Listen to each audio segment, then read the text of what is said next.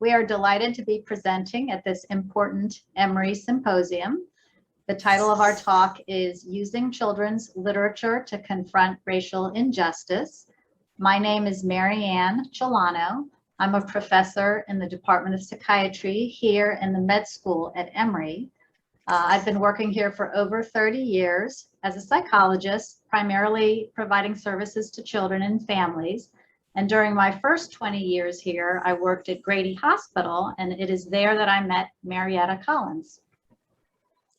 Good afternoon, everyone, and thank you so much for coming. Marianne and I are both very excited just to share our thoughts on using children's literature to confront racial injustice.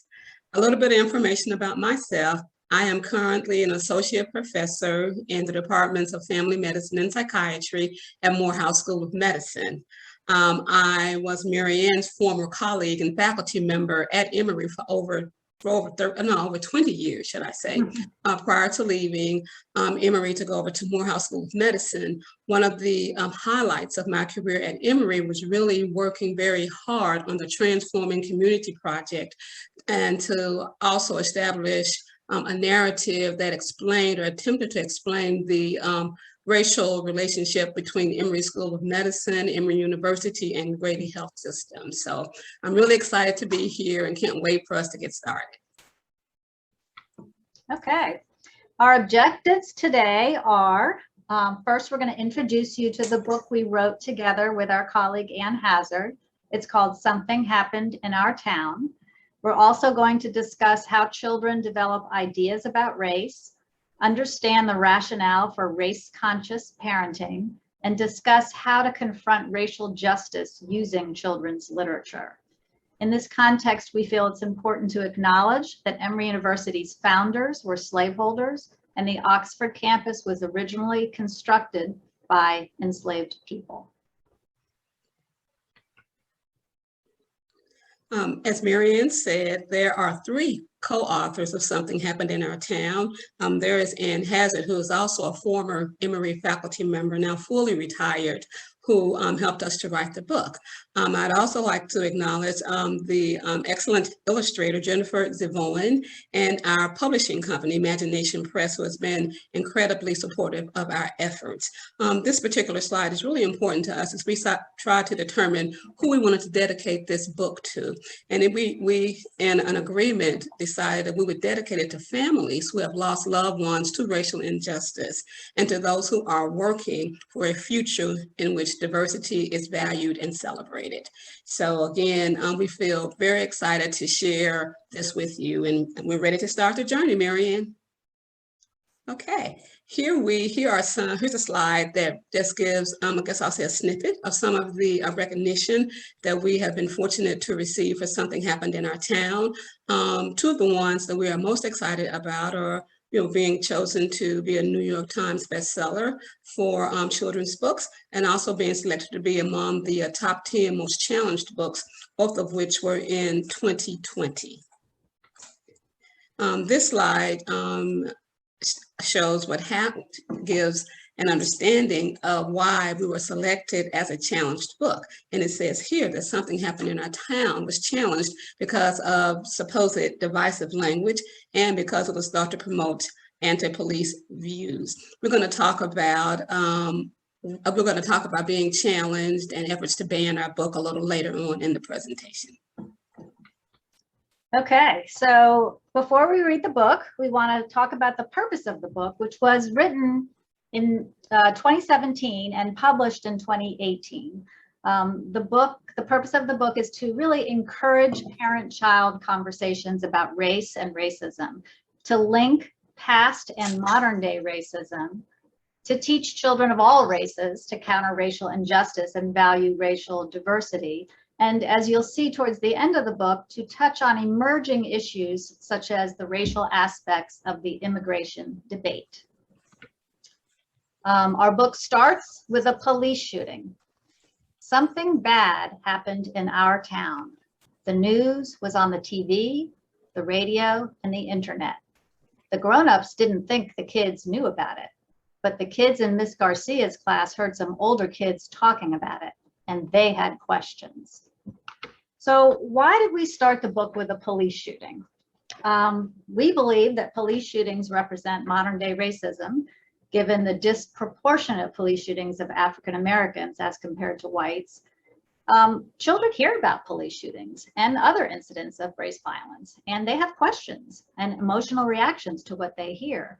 Adults think they don't hear about it, but children do hear about these things, and it's adults' responsibility to help children understand their social world and cope with direct and indirect trauma, including stories they hear on the news about everything. Police shootings, climate change, everything. So we're going to continue and read the book to you now. I do want to mention that although we're going to read the whole book, we're not going to be able to show all of the illustrations. So we're showing about 2/3 of the illustrations today. After school, Emma asked her mother, "Why did the police shoot that man?" "It was a mistake," said her mother. "I feel sad for the man and his family." "Yes, the police thought he had a gun," said her father. "It wasn't a mistake," said her sister Liz. "The cops shot him because he was black." Emma was confused. "He's brown, not black," she said. "Some black people have dark brown skin and some have light brown skin," Emma's father explained. "Black usually means African American. Most of their ancestors were brought here from Africa as slaves." "I know what a slave is," said Emma. "That's when you have to do whatever the other person says." Yes, slaves had to do whatever white people told them to do. Even after slavery ended, white people didn't let black people live where they wanted, go to school with white people, or vote. Who are white people? White people came here from places in Europe or Russia or other countries. We are white, even though our skin is light tan. "Did our family do those bad things a long time ago?" asked Emma. "Yes," answered her mother. "Back then, many white people thought that they were better than black people, even though it wasn't true." Liz added, "Some white people still think most black men and boys are dangerous, even though they're not." "Was the man that got shot dangerous?" asked Emma. "No," her mother said. "Shooting him was a mistake. It was a mistake that is part of a pattern." "Like the pattern on my blanket?" Emma asked. "Yes, but this pattern is being nice to white people and mean to black people. It's an unfair pattern. Suppose you had a birthday party and invited everyone in your class except the black kids," her mother said. "How would the black kids feel?" "They'd be sad," Emma said, "or mad." "And you would be missing out because you never know who's going to be your best friend," said Liz. "And you can help others to be fair," said her mother. "Like telling Anna to stop teasing Ling about her name?" asked Emma. Her mother gave her a hug. "Yes, just like that." So you can see the kind of messages we're trying to get across in this first part of the story. It's a lot of ideas to get across in a children's book, but these are the kind of ideas that we're trying to illustrate in the story.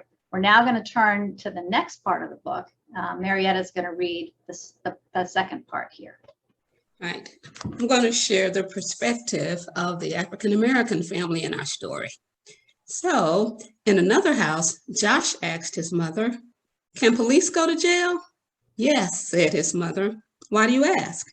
"That white policeman who shot the black man," said Josh. "Will he go to jail?" "What he did was wrong," said his mother. "But he won't go to jail," said his father. "Why not?" asked Josh. "Cops stick up for each other," said Josh's brother Malcolm, "and they don't like black men." Josh was confused. "Why not? Some police are black." "You're right," said his mother. "Uncle James is a police officer, and so is my friend Kenya." "There are many cops, black and white, who make good choices," said his father, "but we can't always count on them to do what's right." Malcolm added, "I could get stopped by the police just because I'm black, even if I don't do anything wrong." "That's not fair," Josh said. "What if it was a white man in the car? Would the police have shot him?" "They probably wouldn't have even stopped the car," said his father.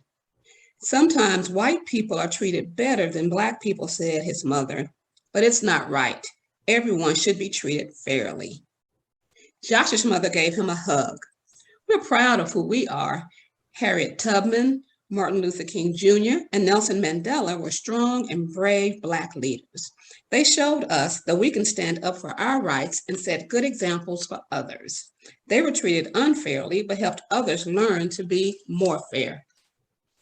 Some people haven't learned yet, said his father angrily. Why are you mad? Asked Josh. I'm mad that we're still treated poorly sometimes, but I can use my anger to make things better, said his father. Black people have a lot of power if we work together to make changes.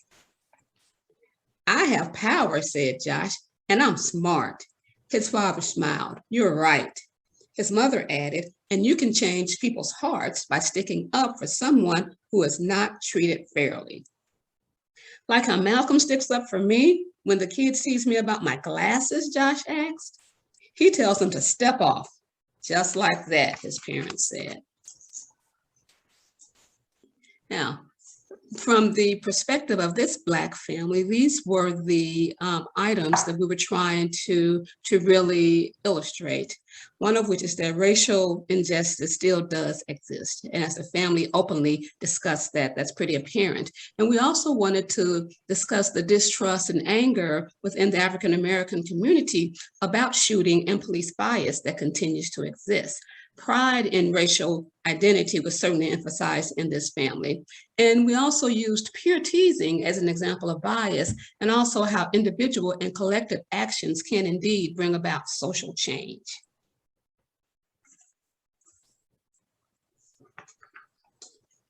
Marianne? Okay, so in the last section of the book, we turn to the classroom. The next day, a new kid joined Emma and Josh's class. His name was Omad, and he was from a country far away. Omad didn't know where to sit or what to do because it was his first day in school. He talked a little bit, but it was hard to understand him. He said he was learning English. After lunch, the class went outside to play soccer. Daniel and Sophia picked kids to be on their teams. All of the kids were picked to be on a team except Omad. Daniel said Omad probably didn't know how to play because he was new. Sophia said Omad might not be good at soccer. Josh remembered what his mother said about sticking up for people who are treated unfairly.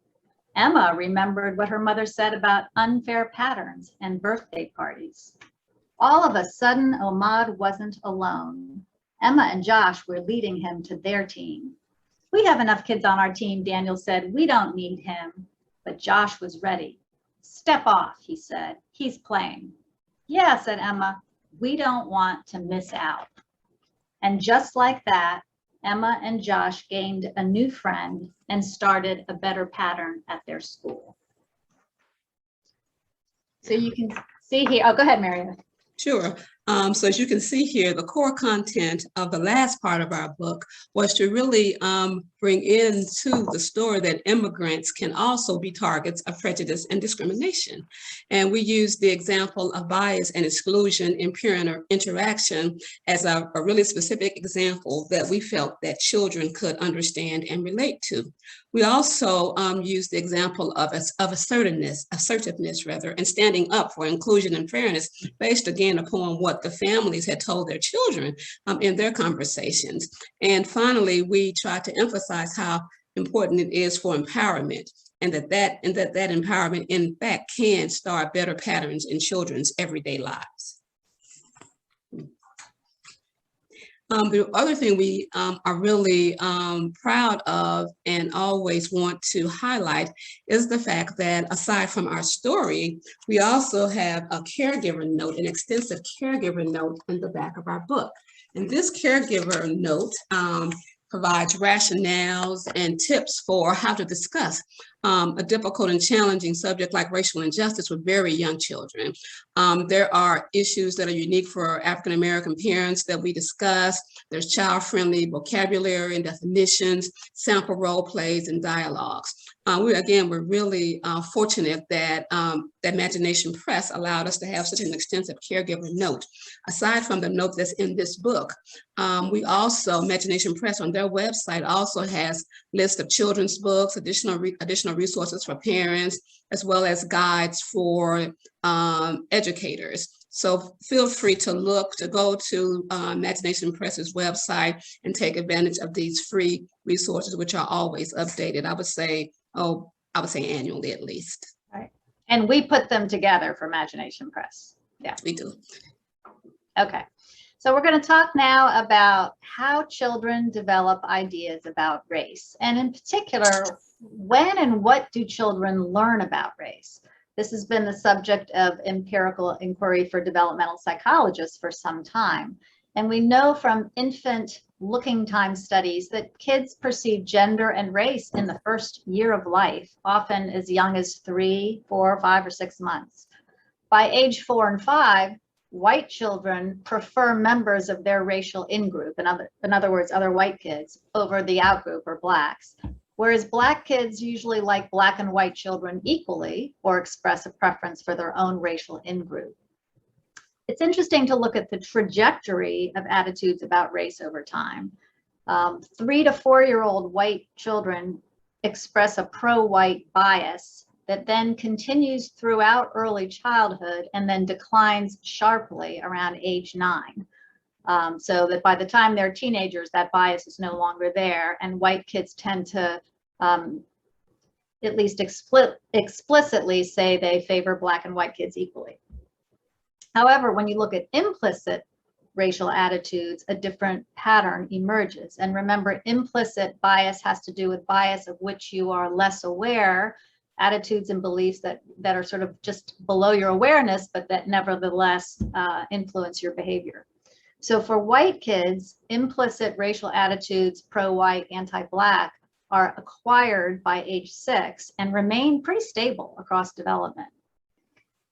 For black kids, they don't tend to show any bias and implicit racial attitudes either way, although some studies, or at least one study, has shown that an explicit preference for wealth is associated with more of a pro-white bias. So another topic that's related to this is the topic of ethnic and racial socialization. And psychologists have a lot to say about this. Ethnic and racial socialization is the process by which children learn about race and ethnicity and the interactions between racial groups. The process includes things that are said and not said by parents and teachers, things that are done and not done, and emotional reactions of people around them. 4 themes have been identified in this racial and ethnic socialization process. They include cultural socialization, which is sometimes known as racial or ethnic heritage or pride. There's preparation for bias. How do you deal with a world in which your cultural group is sometimes the target of bias or bullying, or coping with racism? There's promotion of mistrust or wariness of other groups. And there's egalitarianism, or the focus on sort of shared commonalities or how everyone should be treated equally. Research has shown that all ethnic minority groups of children receive more racial ethnic socialization messages from their parents than white children do. And when white children get ethnic racial socialization messages, they tend to be more in the egalitarianism theme than the others. Okay.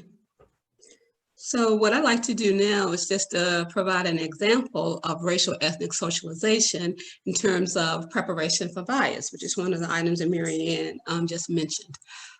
In this particular scenario, we have a Black child talking to his or her parent.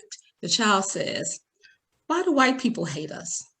And a parent's response could be, "It really feels bad when we are unfairly treated by white people because we're Black." So that parent is acknowledging the feeling and having empathy for their child. This can make us feel like all white people hate us, but this is surely not the case. My friend Jenny is white and she loves our family. So she's trying to encourage the child not to overgeneralize in this instance here. Another response could be, This type of bad treatment stems from slavery, when laws allowed white people to own and mistreat Black people. Now, this is from a historical perspective based on earlier conversations in the family. Treating Black people badly may have become a habit taught by some white people by their parents and grandparents, and it is still hard for some white people to break this habit. There are other white people who don't hate or mistreat Black people. Okay, so we're going to talk a little bit about what white parents say or don't say to their kids about race. There have been several studies that have looked at this, and most of them show that white parents are not terribly comfortable talking about race with their children, or just don't do it. There's two different experimental studies that asked white parents to read a diversity themed story or show their kids a video, and as part of the experiment asked the parents to discuss the video with the kids afterwards.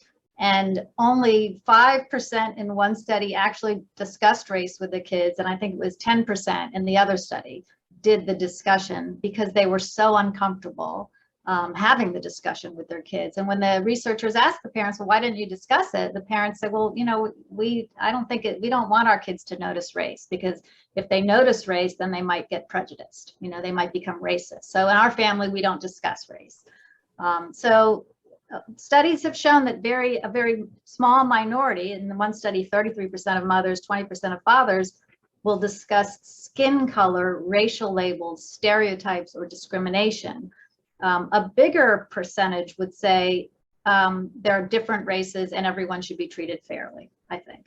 But when you ask them, well, how much did you use racial labels or skin color? It's a minority.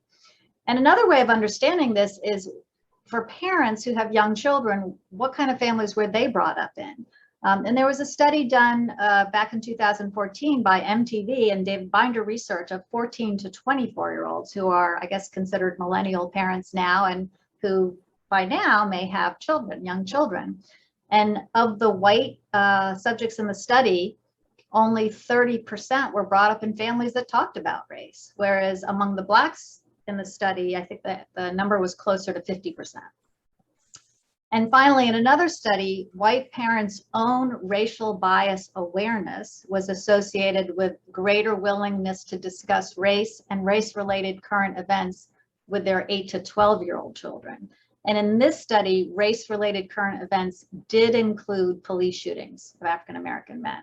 So there might be some relationship between your own awareness of your racial bias and the extent to which you're willing to talk to your children about race-related events.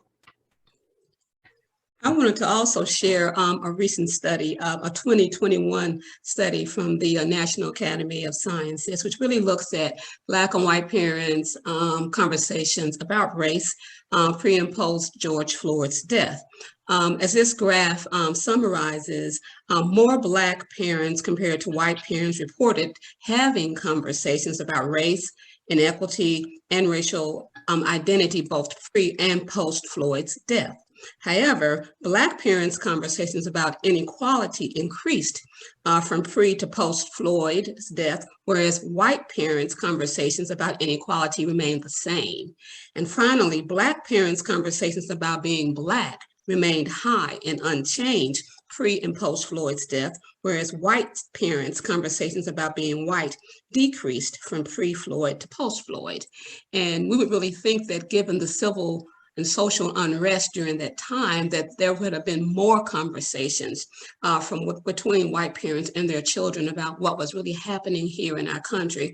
But this study suggests that there were not. So what is race-conscious parenting? Marianne alluded a little bit to that. So let's talk about that a little bit more specifically now.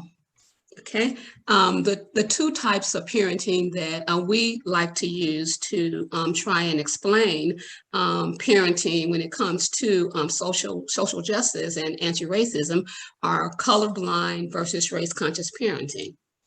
As the slide indicates, in colorblind parenting, every parents encourage their children to treat everyone the same, and to avoid noticing or naming race. They may tell their child, it's not polite to talk about a person's skin color. Everybody's the same. We're not going to make a big deal about any differences in race that we see. Whereas in race-conscious parenting, yes, everyone is encouraged to be treated the same. However, noticing, naming race early and often is done routinely and encouraged by parents and their children so that they can in fact have conversations, open conversations about this. Racial disparities are acknowledged, and also there is an explicit commitment to an anti-racist ideology within the family. So we're going to look at some examples of race-conscious versus colorblind parenting. Excuse me. Okay, we're going to look at colorblind responses to this question. Mommy, why does that man have brown skin? A mom might say, shh, shh, we don't talk about that. Or, it doesn't matter what color his skin is because we're all the same on the inside. How about this one? He can't help what he looks like. He's a person just like you. And again, this is not espousing racism or anything like that, okay? Whereas a race-conscious response to the comment, Mom, why does that man have brown skin? Might be, he was born with brown skin, just like you were born with light tan skin and your friend Sophia was born with dark tan skin. Another more historical response might incorporate this. His skin is brown because he's from a family that came here from Africa a long time ago. Many people from Africa have brown skin, possibly related to melanin. But again, you are really opening up the conversation with your child in a way that should continue ongoing. Race-conscious parenting celebrates diversity, exposes your child to diverse places, people, and books, and accurately labels race and does not try to overlook it at all. And again, just as I said earlier, historical patterns and present-day disparities, racial inequalities, and white privilege are openly talked about routinely within conversations as they come up. And also, anti-racism and social justice is strongly advocated and promoted. Inclusion, social change. These are the things that are really important tenets of race-conscious parenting. Okay. Go ahead. Okay. All righty, okay. This is an example of race-conscious parenting related to disparities, okay? And this is from a child this is a white child in this case, who asked the question to their parent, why are there only Black people living here? And a parent's response could be something like this. It's complicated, but part of the reason is that there was a time when white people didn't want Black people to live near them, so they let them buy houses only in certain parts of the city. Often these parts of the city didn't have any trees and the houses were small. The Black people who lived there didn't have enough money to move to a better place, or they wanted to stay there to be close to their friends and family. Now try explaining redlining to a child, but that's our attempt. All right, Marianne. Okay, going back to the anti-racism dimension of race-conscious parenting, a child, especially upon hearing about Black people being shot by the police on the news, might say, I'm safe, right? Police won't bother me, right? And a parent might say, yes, you're safe, and your Black friends are safe most of the time because they're kids, but I worry about them as they get older. I want everyone to be safe. Or a parent might say, you and your friends are safe, but not everybody is safe in this country. I want us to work together to make sure that Black people are safe too. And these specific examples were taken from Jennifer Harvey's wonderful book, Raising White Children.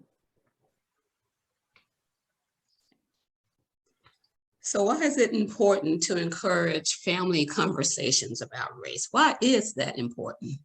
Well, it's really important because in our country, there are very open and obvious contradictory messages about race. It's said that we're all created equally and that everybody should be treated equally, when in fact, that does not happen. White people are treated better than people of color, and there is privilege that happens routinely. Young children do, in fact, categorize people by race, which is what Marianne talked about, based upon research studies.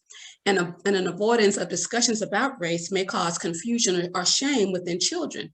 Young people, again, do notice racial disparities. Again, you know, the child that noticed the differences in the housing and the areas and the neighborhoods of white versus Black parents. So without parental guidance, they could develop their own explanations, such as, well, maybe all Black people are lazy. That's why they don't have big houses and have to live in a poor neighborhood. Also, having conversations about race promotes dialogue about social relationships.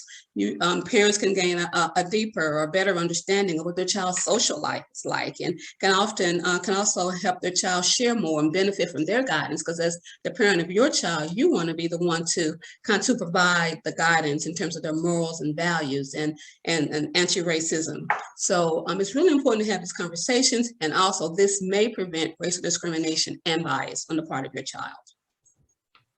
So we're going to talk now about how to confront racial injustice using children's literature. And this is particularly important this week because it is Banned Books Week from the American Library Association's point of view. So why use children's literature to talk about and confront racial injustice? There's a long tradition of using children's picture books to promote socio-emotional learning in the home and at school. Including topics like how to share and bullying and teasing. So there's a long tradition of this. And books do provide a platform for adults to have conversations about many topics with children. Why not race too?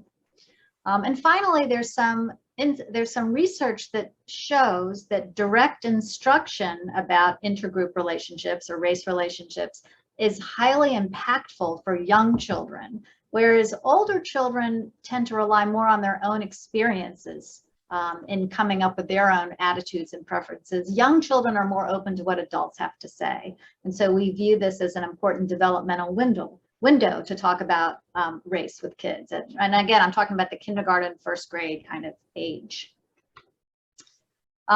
There's not a lot of research on how or whether reading diversity-themed stories can change children's racial attitudes. However, there are two. In one study, they read two different stories to kids. One had sort of a colorblind messaging, and the other one, the messaging of the story was, we have to appreciate all of our differences make us special. So that was the more diversity-themed story. And then they read three different anecdotes to the kids, one showing no discrimination, one showing possible or vague racial discrimination, and one showing overt discrimination.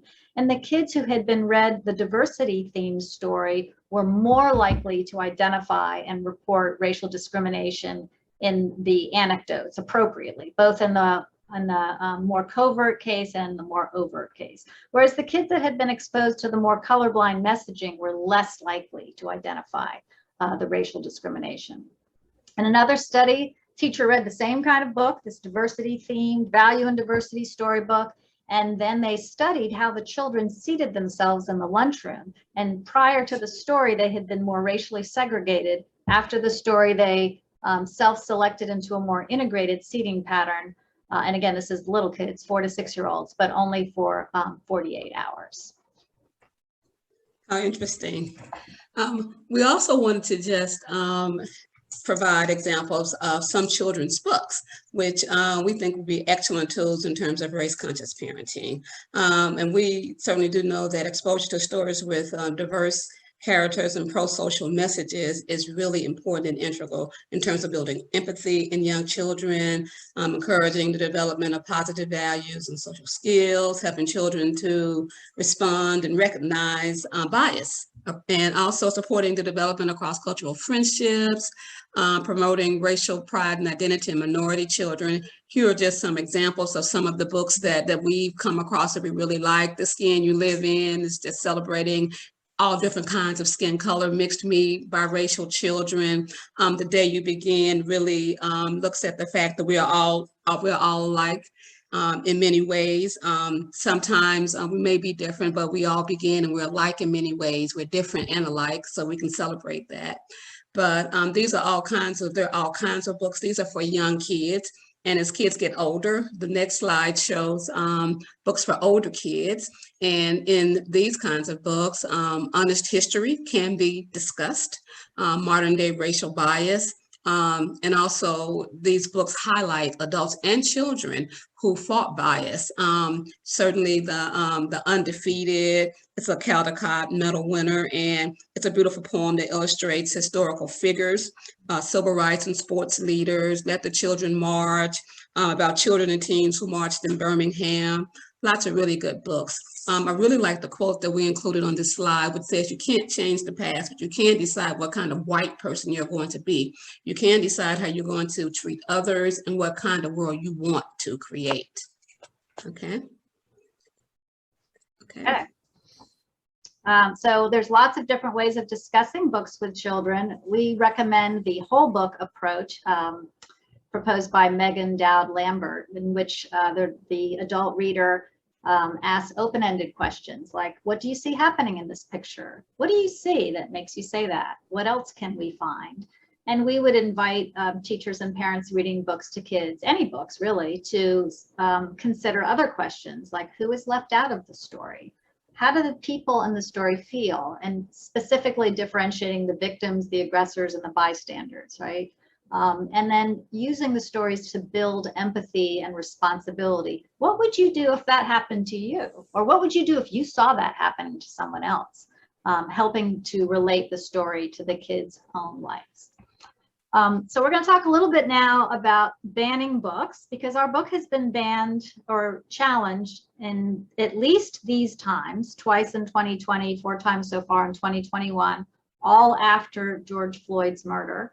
And these are only the ones we know about. We know about them because a parent or a teacher has called us to ask us to advocate for our book, or a reporter has called us to ask for a comment.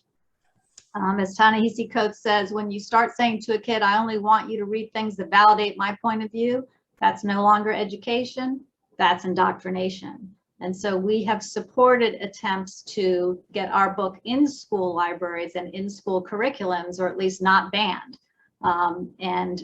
We could talk a little bit more about that in a minute. But I think the broader context of our book being banned is an attempt by many different states to push back against what is perceived to be critical race theory, or a particular way of teaching race in the school system.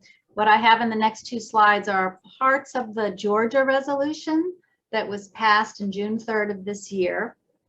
I'm sort of highlighting in red the parts that are most relevant to our book. This is the preamble here, but this is the meat of it right here. The resolution resolves that the USA is not a racist country and that the state of Georgia is not a racist state. And according to this resolution, no state, agency, district, school, teacher, etc., shall teach or believe any of the following concepts, including the concept that an individual by virtue of his or her race is inherently racist, the concept that an individual by virtue of his or her race or sex bears any responsibility for actions committed in the past by members of their race, that no one should feel discomfort, guilt, anguish, or any other form of psychological distress on account of their race. And you can read sort of the rest of it. I think that the fault, blame, or bias, they say that you should not assign fault, blame, or bias to a race or to members of a race or group because of their race or group, or race or sex rather. So we have several objections to this resolution, which we summarized in a letter to the State Board of Education. Again, this is advocacy using children's literature. Our primary objection to this resolution is that it's based on an old-fashioned definition of racism that prioritizes the individual or group's intentions rather than the outcomes of the behavior. We're with Ibram Kendi, who says that, if an action produces racial inequities, it's racist. The other challenge that we have to this resolution is that it implies that the only way to teach white kids to be anti-racist is to make them suffer guilt and anguish for the U.S. history of slavery. But the other problem is that it also implies that it's not okay, it's not acceptable to have white kids feel any discomfort. Well, what about the feelings of Black children who have been harmed by racism, right? So we have a problem with that issue. And finally, we don't feel like this resolution goes far enough to promote the acceptance and celebration of diversity. It has more of a let's tolerate diversity feel to it, rather than an acknowledgement that diversity adds value in all fields, art, music, education, etc. I think in the interest of time, I'm not going to say a lot about this other than this was a successful attempt to advocate for our book not being banned in Whitefish Bay, Wisconsin. Hundreds of people showed up to the school board meeting to make sure that our book and 4 others were kept in the school curriculum. And we're grateful to the person who took the photograph, who's a parent who went to the meeting and fought for the book. And I think in order to have a little time for questions, we're going to end with this slide here. Marietta? Right. Sure. We'd just like to bring to everybody's attention that we're really excited that the Children's Theater Company in Minneapolis, Minnesota, has decided to produce a play based upon our book, Something Happened in Our Town. It's scheduled to I guess I'll say debut next March of 2022. And the play has been written by a great writer, Cheryl West, and we're really excited about it, and stay posted. We'll let you know how it goes. Thank you so much for your time and your attention. Are there questions? And I am going to stop the share so we can see questions in the chat, if there are any. Okay. We are happy to entertain any questions that you might have. Until I see one, I think I'll just comment that the book it's supposed to be for children 4 to 8. That was our intention. It actually has been used for older kids as well, 9, 10, 11-year-olds. But it was really designed for younger kids, kids who aren't reading completely on their own yet. So we say it's always up to a parent's discretion to decide when their child is ready for the book. Sure. And as we wait for questions, I'd also just like to hold up a copy of our new book, which has been released, called Something Happened in Our Park. And it again tries to tackle a really difficult and challenging subject, which has to do with standing together after gun violence. So, and it's pretty consistent with Something Happened in Our Town in that it has a caregiver note at the back of the book to help parents to be able to discuss this challenging topic with kids. It's set in an urban neighborhood and talks about the strength of Black families, talks about the difficulties of living in impoverished areas, and would certainly, it will continue to be an asset to wanting to advocate for social justice. Okay. I see a picture of the auditorium. Are there any questions about our book?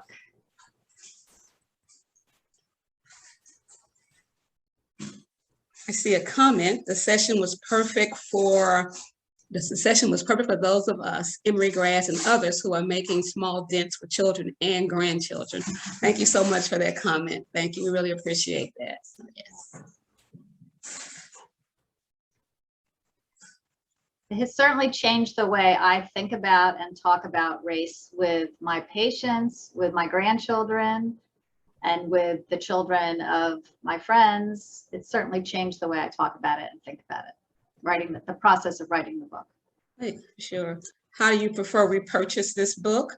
Certainly, what we always suggest is that you support your local independent bookstore by purchasing the book. Cherish typically has copies, and Little Shop of Stories, right? Brave and Kind Books. Yeah, for sure. The new bookstore at Virginia Highlands. Yeah. Okay, and of course Amazon has it, and I've seen copies. I was in Boston recently and found a copy of it in Barnes and Nobles. But we always urge people to try to support their local independent bookstores. The Emory bookstore should also have a copy. Okay, I think there are a couple of other questions, Marianne, or comments. Let's see here. Can we contact you if we would like to present in other communities? Absolutely. We have done presentations to local schools, to other groups, to corporate groups, to sort of the YWCA in Texas. And we've done a number of presentations to teachers as well. We've gone to schools and read the book. So if you're interested in having us do any of that, you can contact us. I'm easy to find. We probably should have put our email somewhere in here. Marietta, you want to give your contact information? I'm sure. The easiest way to contact me is through my email at Morehouse. It's the simplest email. That's mcollins@msm.edu. That's Morehouse School of Medicine.edu. So feel free to reach out. You usually get either one or usually you get two of us. It's hard to get all three of us in one place, but our other co-author, Ann Hazard, and I've done presentations at churches. So we're just very open to sharing our story and really engaging in conversation with the audience about this really challenging topic. Yeah, I'm at MCELANO at emory.edu. Marietta, do you want to talk a little bit about the presentation you and Ann gave in California? Do you remember that? Oh, yes, for sure. That was one of the earlier presentations that we were asked to give, and of course it was pre-COVID in that we flew out to Sacramento, California. It was after an unfortunate police shooting of a young man whose name was Stephen Clark, who was shot in his grandparents' backyard. The community was in an uproar, and our book had just been released.